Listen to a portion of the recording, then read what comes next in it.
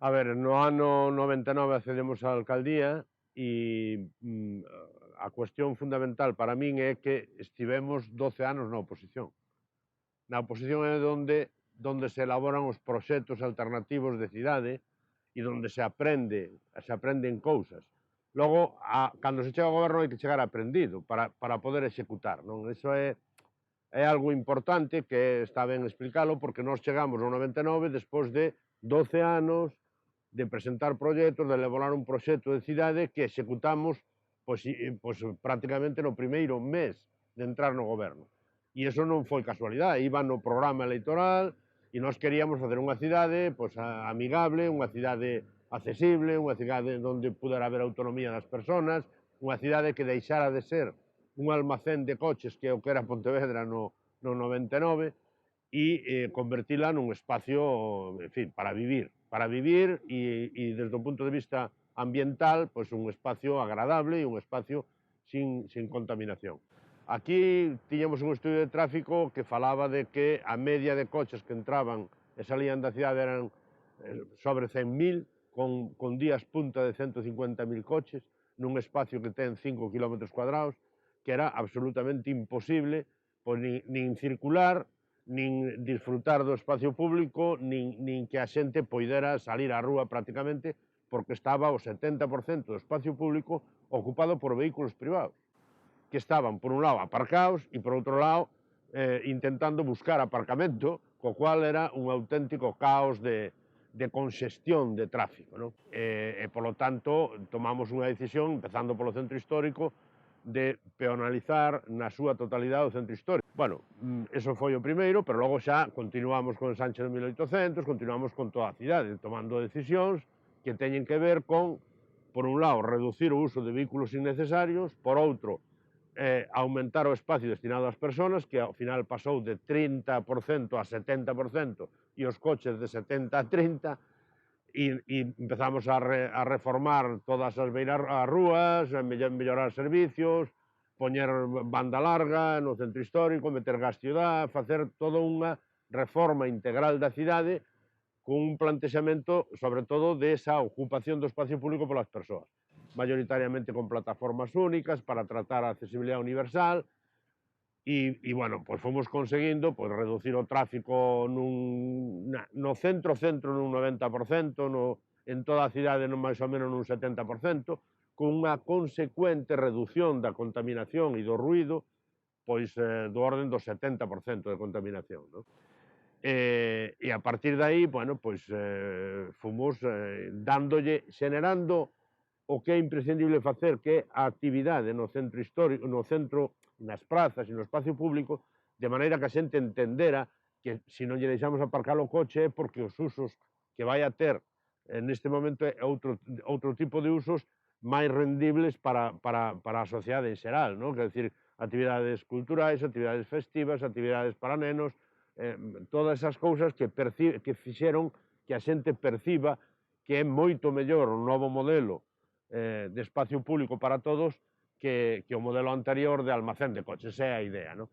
E ese é un proceso que se foi elaborando desde o 99 hasta actualmente, porque aínda estamos traballando, non chegamos ao 100% do territorio urbano municipal, casi que chegamos, pero aínda non chegamos, e todo isto tamén no ano 2013 estendémolo tamén, bueno, 2013 ou 2010 fomoslo estendendo tamén a espacios urbanos máis pequeniños do rural, o que se chamamos núcleos de centralidade parroquial, tamén con calmado de tráfico e con mellora da calidad urbana do espacio público. O que fixemos tamén foi reducir a velocidade do tráfico, fazer un calmado de tráfico.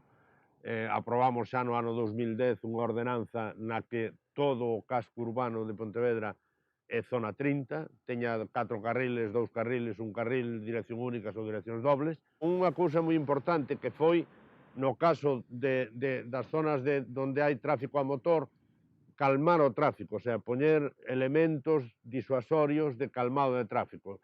Igualar as beirarrúas coa calzada con pasos elevados de peóns, que o que fan, por un lado, é garantizar a accesibilidade universal e, por outro lado, garantizar que os coches vayan a menos velocidade. Logo fomos incorporando tamén a que os nenos foran andando ao cole, melloramos tamén o tráfico nas zonas, bueno, reducimos o tráfico nas zonas de colexios, de maneira que puxemos aparcamentos para poder deixar o coche a unha certa distancia e que si o teñen que levar en coche que non cheguen á porta do coche, que se montan uns caos terribles, pero mayoritariamente conseguimos que o 80% dos nenos vayan andando ao cole, mayoritariamente sós, desde 6 a 12 anos. Inda que algúns poden ir cos pais, pero bueno, e esa reducción de calmado de tráfico, reducción de velocidades e diseño urbano, o que fixo foi que se reduciron os accidentes drásticamente. Nos últimos anos, desde o ano 2011, non temos ni un solo morto por accidente de tráfico no casco urbano. Iso é un dato espectacular, que foi o que nos dou pé a conseguir o primeiro premio europeo de seguridade vial, non? Pero claro, son moitas outras ventaxas, non? Porque ao estar a xente na rúa, o comercio local medrou, se potencia, obviamente, ese comercio local, hai unha maior convivencia e cohesión social na cidade, é unha cidade agradable que te acolle, ese é o concepto. A xente, cando ven a Pontevedra, dáse conta de que a cidade non te expulsa, que te acolle. Pontevedra sí que foi no seu momento un gran avance ao seu tempo, ¿no? En canto a peatonalización, en canto a apoyar el tema de que a cidade sea amable, sea pensada para todos. Aí se ve tamén a súa idea de a cidade para nenos, ¿no? Porque a cidade para nenos, ao final, é a cidade na que as persoas socializan, ¿no? E poden falar con unos e con outros e interactuar. As persoas con discapacidade non saían da casa, non eran visibles, parecía que non existían. A xente agora dice, es que agora vesen moitas máis persoas en cadeira de rodas pola rúa. Por qué? Pois porque poden ir, antes non podían. Entón, se non poden, se quedan na súa casa, ¿no? Entonces, en canto tenemos unha plataforma única, pois nos xa non temos, primeiro, non teño esos bordes das beirarrúas que fan moitas veces a xente non danse conta, ¿no? Pero esos 12 centímetros fan que unha persoa, unha cadeira de rodas de motor, os sexa totalmente imposible acceder aí. Ten que estar ben diseñada, ben dimensionada, tamén para que as persoas, pois, coa súa, que teñan unha discapacidade visual, por exemplo, non perdan os elementos de referencia, pero sempre é unha solución moito máis abarcable, moito máis amable para todas as persoas, ¿no? A accesibilidade, ao final, non solamente para as persoas con discapacidades, para todas as persoas, ¿no? Es comodidad, es confort e seguridad para todas as persoas, ¿no? E Pontevedra ha sabido, pues, explotar esa característica que ten de cidade de unhas dimensións humanas. A clave eu creo que está, despois de 20 anos de proceso de transformación, nos demostramos unha cousa, humildemente demostramos unha cousa, e é que os coches necesarios para que a ciudad funcione, que son os accesos aos garaxes, a carga e descarga, a actividade económica, a mensaxería, as emerxencias, o transporte público, os taxis, os correos, todas esas cousas, máis incluso o uso do vehículo privado para desplazamentos imprescindibles. Quer dizer que hai aquí, bueno, todas as cidades de Galiza, bueno, moitísima xente vai á aldea o fin de semana, pois chega o domingo e terá que descargar os ovos, as patatas e as cebolas. Pois ten que poder facer ese uso na rúa e logo aparcar o seu coche. Bueno, pois os coches necesarios para que a cidade funcione son menos dos que se cree, son moito menos.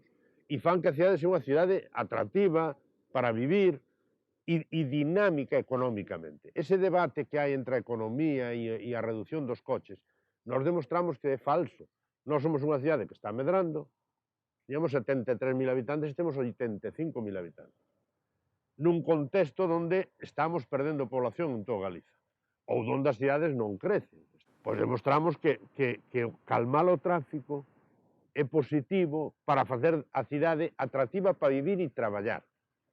Entón, se están xenerando actividades económicas en relación cunha actividade de servicios, cunha cidade máis moderna, máis dinámica, máis 4.0, máis creativa, se están xenerando actividades económicas neste contexto. Por lo tanto, non hai que perder o medo a eso. Se incrementou o comercio local, hai máis actividade, en fin, ese sector, como se chama, terceiro sector, non? Temos 2 ou 3 ou 4 coworkings, temos empresas de PMI, temos, quero dicir, que aquí se aumentou o emprego en relación cunha cidade, en fin, creativa, cunha cidade, e ademais é atractiva, e atrae talento tamén, iso estáse demostrando, non? Por lo tanto, hai que perder ese medo. Nós tiñamos un estudio de tráfico que decía que deses 100.000 coches de media que entraban na cidade, o 30% non paraban na cidade, cruzaban a cidade. Por lo tanto, o que fixemos foi impedir o cruce da cidade. O sea, ou te vas polo extrarradio, pola circunvalación, pero non podes entrar polo norte e salir polo sur, ni entrar polo oeste e salir polo oeste, porque eso xenera un tráfico e un ruido innecesario totalmente.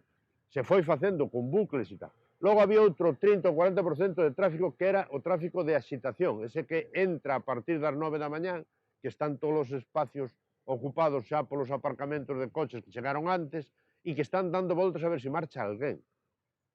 Ese tráfico de axitación, que é un 30%, tos quitas eses dous tráficos e deixastes un 40% de tráfico ou menos dun 40% de tráfico, que é o que realmente é imprescindible. Entre 10 e 12 hai un pouco máis de tráfico porque hai carga-descarga, pero xa a partir das 12 hasta as 4 da tarde, que hai de 4 a 6 tamén, pois ás 6 da tarde é unha explosión de ocupación do espacio público da xente. E os nenos xogan na rúa, e os nenos con certa normalidade. E eu creo que esa era unha das nosas preocupacións, a autonomía das persoas nunha cidade ocupada por coches. Por lo tanto, as bicicletas teñen que respetar as persoas, os monopatís teñen que respetar as persoas, os coches teñen que respetar as persoas, e esa é unha pirámide onde as persoas están no cumio da pirámide. E a partir de aí, o último nese cumio é o vehículo privado. Ir en bici é sinónimo de liberdade.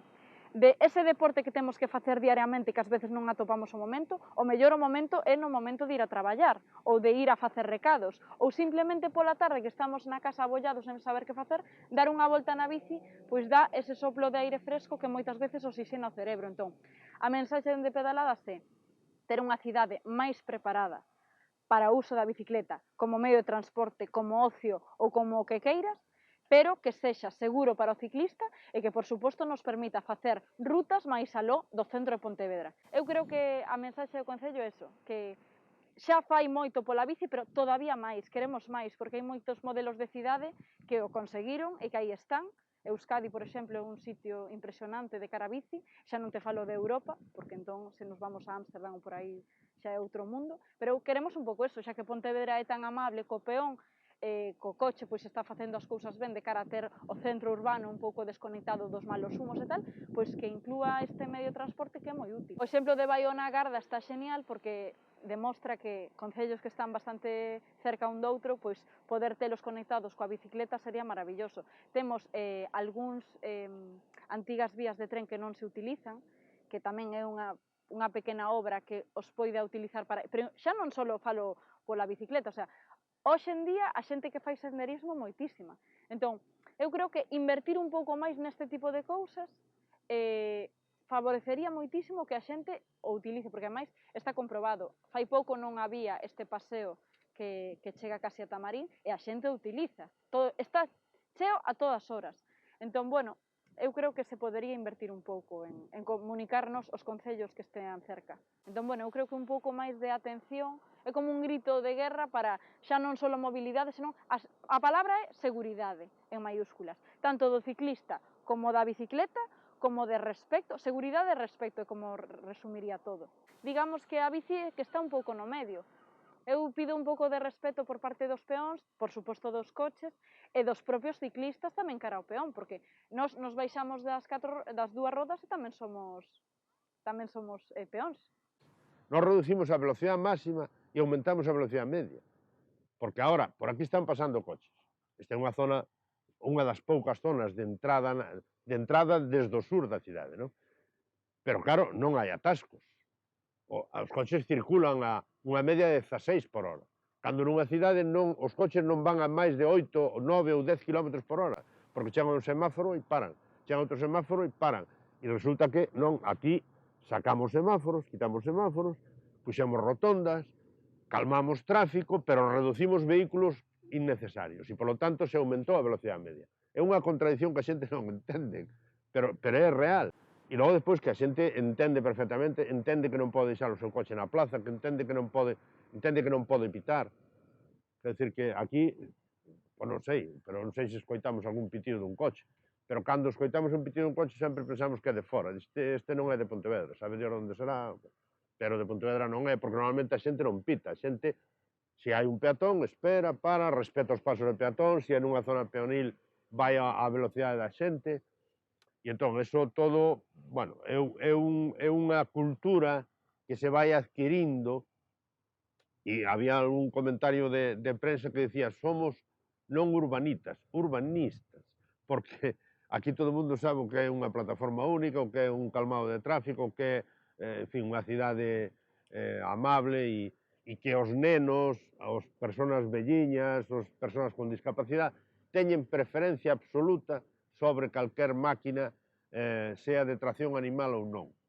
A parte xa das cuestións medioambientais, claro, que nós nos basamos todo isto, non inventamos nada. Es que nos lemos en profundidade a Carta de Aalborg, nos vimos a Cumbre de Río, estudiamos o Hábitat 3, Hábitat 2, os obxectivos do milenio, e agora, cando se está falando, por exemplo, a Xenda 2030, claro, nosa Xenda 2030 témola cumplida no ano 2020 na súa grande maioría. Logo, a mí sempre me preguntan que si o tamaño importa, cousas dese estilo, bueno, que si as cidades grandes, as pequenas, mira, as cidades grandes teñen unha ventaxa sobre as pequenas que teñen un transporte público moito máis operativo, o cual que te leva a todos os sitios a todas as horas, que aquí non o podemos ter. Polo tanto, necesitas andar, podes andar, pero se necesitas desplazarte máis, tes un transporte público que vai desde o metro hasta o autobús, hasta o tren de proximidade.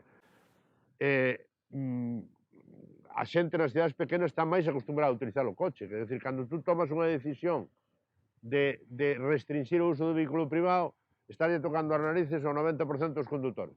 Nunha cidade grande, fíxome gracia, porque estuve en París o ano pasado, e lle preguntei expresamente a todos os grupos e a alcaldesa canta xente dentro de París utilizaba o vehículo privado seu, e me dixeron que era o 10%.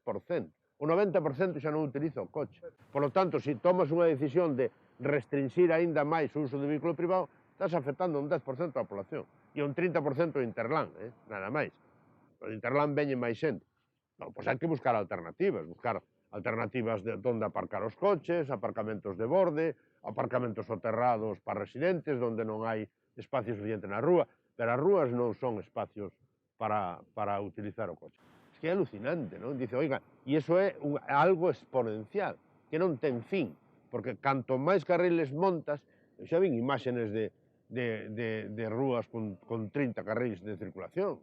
Dice, aumentas outro e se enche tamén, e outro e se enche tamén. Iso é infinito, non pode ser. Entón, nós nos planteamos que non podíamos resolver o problema do tráfico e, polo tanto, nos planteamos recuperar o espacio público.